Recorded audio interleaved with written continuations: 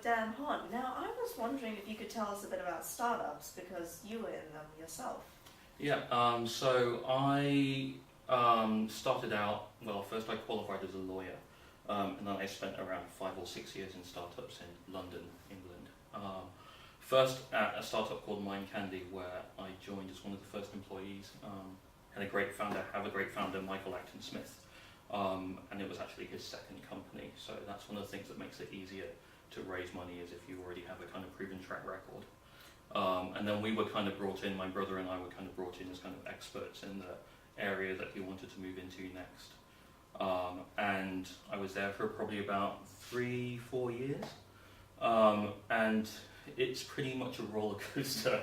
And you know, we had it good. We got funding. We closed a funding round from first from angels, and then from West Coast VC, and also from European VC.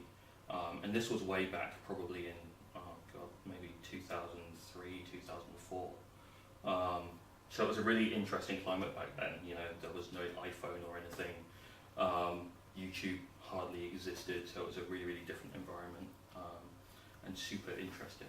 Okay, so do you have any tips for people who want to get into startups? I think it's super. The great thing about now compared to 9 years ago, is it's just so much easier now.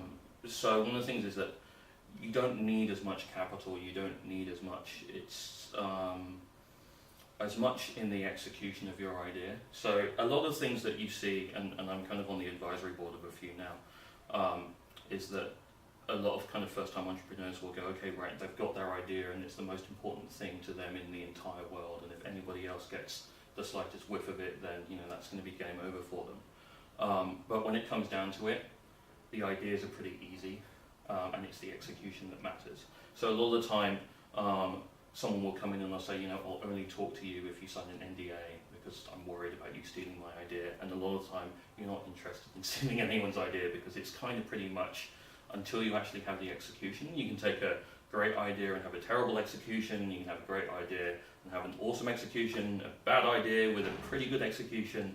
But that's really the thing. And I think the thing that we see now, especially out of the United States, this whole kind of lean startup model, of kind of getting something out there as quickly as possible, this whole concept of a minimum viable product, so that you can get in front of an audience and so that you can start iterating. You kind of want to be able to do that. And the big thing is really having a vision for what it is that you want to do.